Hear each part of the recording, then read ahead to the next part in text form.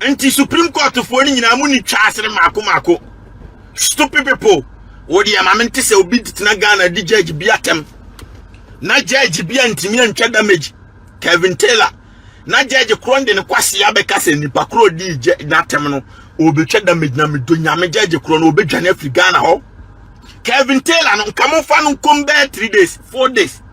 No bia hu se munyimi ye. No bia hu se oh asem da quarter obi ntimi mfa ne pe emetwa ntron to judge so. Asem ko court ni enka nwie ya obi ntimi fa abon amma abonten emeka asem e wo court e say stay court wo but then ma Jimmy to the stand say mama na look as if say obia timi be kire na dwen e wo asem bi e da court Kevin Taylor the Supreme Court yo ko ya ya no nya no fa hodi a won nam Ghana is obia entimi nya no hwe na busua nipa bebre react to it Opambour react to it so na Vimilady react to it Paul Adom watching and so react to it Jonas and so react to it next and go for bebre na akasa fa busua see episode with the more there because my body time do parties and some polo my body bede but to pampa international media don't matter so my body dying at the amount you say that Kevin Taylor there he's a free man he can walk anywhere around Ghana bia the bomb your so room bia obi room wa bla bibia intimi enye no abusua ma mi twa me hom na me ben komo no ye de be hihye so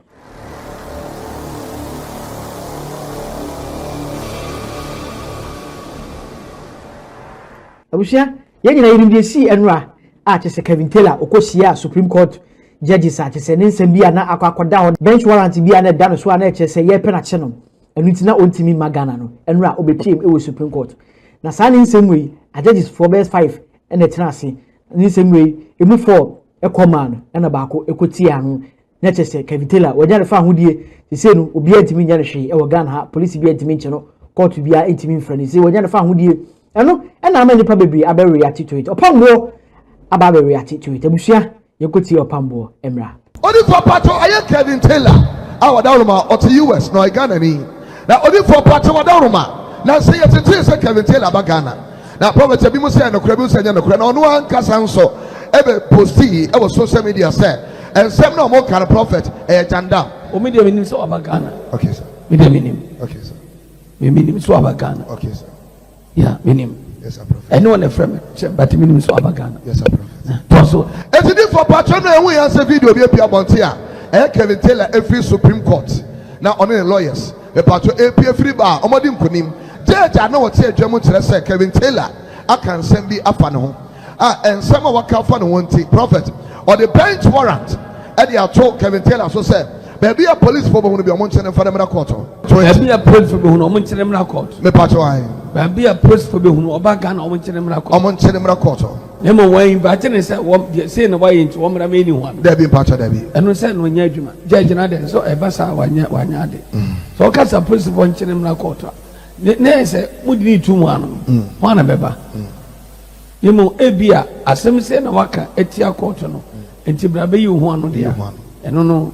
Obabi ni one obechire wa wie kwa na ye chine na so bi jane dey eni so bi on so na say adni tum nti brabe yi hu ano enum ene chire no difference wo yes nti ekoye 4 against 1 nti asem no afi no medi anase atwam kra prophet omo twa asem ni part okay eno ye dey radi asem omo twa asem radi shas be be wo yesu dey mu na Kevin Taylor radi shaw akwa ba so ye mo akwa ba Ghana ha oba ya che radi mo mo ban so pesa ko do asundie ene hia uname emade wade ye ene dia wo ye ijire motumi enye ye emfa emma all right abusia Opambour the prophets and your cotton in kaba ya te sonde or the top chief almost edo monsem atumbi abusia yanko somewhere last year and a Kevin Taylor o kan sem bia efa one Ajagurajah ho e man no beef bi ekopie ma Ajagurajah ebe replan but on the went me asanko back to beef no abusia yenti asema Kevin Taylor e ka fa Ajagurajah ho botwefo do no ma start ye botwe ye mfanse ye didoko ne ye win ko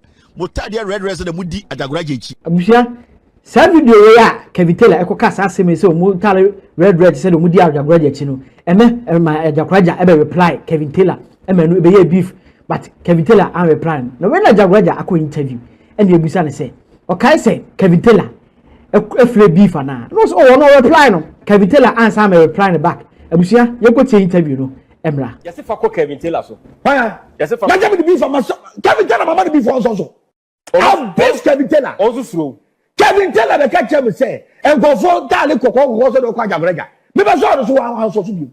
Ask anybody. I'm not scared of anybody. Say on the point, no, you heavy point. What now? Maybe some punch. I'm the man in heavy punch. Or prepare. And I said Ghana has it to a bit to I don't know who's all Ghana. Or and no court. And on one court. Yeah, no, on one court. In fact, last time no so or the court no. A idea judges are both who say bench warrant to be in the subium. So, and Kevin Taylor Ghana. Kevin Taylor Ghana. I'll meet you. I'll meet you. So I can't go for something or matter what something. You can go on your Kevin. Abusia Kevin Taylor ne fa hodi a wanya no abusia eno na ma vim lady aba be kasa ho. Ye ko vim lady ni Facebook enema otwere gu ho no. Asem say ena vim lady e twere e on Facebook say they say the law is in the bosom of the judge. You we hear and the emoji bi e Tyler what say nipa no all people na nim nisu. Wansama na so ho no ma osade we esa be twa to say my information is that some high ranking ministers protest against this, but they went ahead continuing to endorse cyberbullying. Abusia and some say ena vim lady edituja abusia yakopo adom ochere na kache po adom ochere enso so edin sem bi aba begu highway ni so ensem no anu edi ye pa yentie no mra. This is not the way we should build our democracy, because what has happened means that my friend Abronye will scandalize the court. He can say anything about the Supreme Court, and then they'll issue a warrant, and then he will come to court and say I have a certiorari, because today they were citing Kennedy Japan. That Kennedy Japan too scandalized the courts. Didn't he scandalize, and then they went and then they removed him. So Abonya will come and say, na Kennedy Japan scandalized court. More man is certiorari. Kevin Taylor scandalized, and I made them scandalize them. More man is certiorari. And then the confusion will start. A court will say they won't give certiorari. MPP will put people on the streets. Police will shoot at them, and then we are turning it upside down. So Abonya will go and do that, and then he knows what he's doing. He is sure about what he's doing. Then they'll go and catch him and take him to a Kumasi High Court, and he'll say he won't go. He won't go. Then he'll bring certiorari to the Supreme Court, and the Chief Justice may or may not list it. I don't know. Or he lists it, and then the certiorari fails, and then the MPP say, "Hey, why is the certiorari failing? When this one?" And then they say, "Today, then we are going." They are in opposition. They don't have much work to do. They are looking for something, and then they charge in Kumasi and put 1 million people on, kill them, and let's see. And whose fault would it be? So you were in court this morning, very briefly. So, what happened? So the court ruled. So initially, when the party, that is Kevin Taylor and his lawyer, the learned Peter Okujeto, were in court. Lawyer, the states, the Attorney General's department, no representative came from the Attorney General's department. In fact, Justice. No one. That is so. I mean, there were lawyers from the Attorney General's department for other matters, but not specifically for this one. So the Attorney General was not represented? Yes. And indeed, I remember Justice Amadou Tanko insisted and said that everybody must see that indeed the Attorney General's department was saved, and they did not appear. Indeed, they did not appear. Yes, there was no representative. But they can do that. It's easy to do. Well, you may, but it would be best to but at least appear and tell challenge the court exactly. Yeah. Appear and tell the court that we have no interests opposing the motion, but not to appear. But maybe somebody was also assigned. Maybe the person could not make it, and so we cannot really jump the gun and make conclusions. It would be quite unfair to them. And so the decision was handed down. It's been on most of the NDC platforms. They said that Kennedy Japan scandalized the court by attacking a judge. A judge issued a warrant. He went to the Supreme Court on the basis that the judge did not ask him to come and defend himself. The position of Kennedy Japan's lawyers was that Kennedy Japan is a member of parliament, and you know where to find him. So the judge should have issued it on parliament that produced Kennedy Japan, and they would have done so. But to go ahead without hearing him and do that, and that's the decision the Supreme Court took. So they are thinking that it's on all fours, as the lawyers say, with this one, and there's a lot of disagreement on social media. The issue of that in this one, there was no way to serve him. He was not going to be willing to come. So it's clearly different if you issue the arrest warrant. You know. The issue of service, particularly for MPs, is that there is a specific way MPs are served. In this instance, Kevin Taylor is not an MP. There is no specific instance for procuring his attendance. There's no specific process for procuring his attendance. In any case, the other side may also argue that in any case, it is still the same thing, that the summons must have been issued, and then upon him failing to attend courts, the arrest warrants, because the issuance of the arrest warrant also puts some makes him a sort of pariah. People begin to say, hey, now you arrest warrants. Well, sooner there's an arrest warrant on you, and so the court should have afforded him the opportunity to attend, and then upon failing to attend, then he would the court could. So those who now want to sue Kevin Taylor and those who have sued him already and obtained judgment, is it good news for them? Is it better news for them than that he's not available? It's not. Well, he has to be saved. He has to be saved, and if his location in Ghana cannot be found, they can attempt service 3 times. If they attempt service 3 times, they can apply for what we call substituted service, where he can be served through WhatsApp, he can be served Facebook, posting notice on the walls of the high courts, or the notice. So you post Facebook and tag him.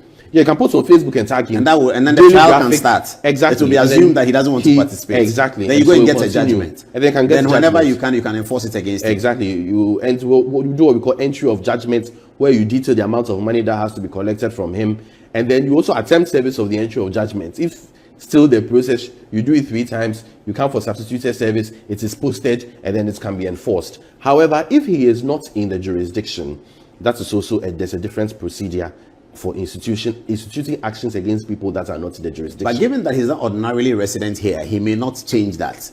Is he now to be considered as in the jurisdiction or not? Yeah, he's a Ghanaian citizen, and he lives. Well, I won't say he lives here, but he has been here to seek legal process, exactly, legal redress. Yes, in fact, if those who were going after him may have suspected he would have been at the Supreme Court, they could have been hiding at the premises. So immediately I think you heard the conversation between me and another lawyer who said that he just got there and then the Prado took off and he taken the number of the Prado and he's doing something. He should have sat on an Okada and chased the Prado. He said he just got there and the Prado took off. He was just going to get the bailiffs to arrest the Prado that he was using, so that national security will beat them up and then we can have a story. Maybe the lawyer is a gentleman. Someone would have sat on an Okada and chased the Prado because once he leaves the court premises, how are you going to find him again? And in our jurisprudence, service is so fundamental. Yeah. If you have not served a process on a party, the courts can say, I do not have jurisdiction to. But here you can do substituted service. Exactly. That's it. So, and even the substituted service, there's a threshold. You have to attempt service 3 times. At least 3 times. Show the court at least 3 times. So that you are unable to reach him. I'm unable to reach him. And any future attempts will be futile. Yeah. Exactly. And then the court would give. Because he would have left Prestige Link and gone back to America or gone to States. I don't know if it's at #1 Prestige Link, but that is what is in the. I hear they are doing party. They are doing party. There's a Supreme Court question a warrant year free. Kevin Taylor Sweden Quashed. So best street so say friend Quashed o. Anyways, so Supreme Court question arrest warrant year free Kevin Taylor Sweden abusia eno na Poladum watching o chechire mu ho no abusia ansam na nso ho no ma. Jonas eso so react to it. No dem na reaction abusia. Gumbe ne supplement ni eja bia wo re ni agu John Mahama so one Kevin Taylor no enye easy yentie no. Anti Supreme Court fo ni nyina mu ni twasere mako. Stupid people. What the amamente say obi tina Ghana di judge bi atem. Na judge bi antimi antwa damage. Kevin Taylor. Na judge kronde ne kwase abeka se nipa kro di na atem no. Obi twa damage na medo nyame judge kro no obi dwane afri Ghana ho. Kevin Taylor no nkamo fa no kombe 3 days, 4 days. No bia hu se munyimi ye.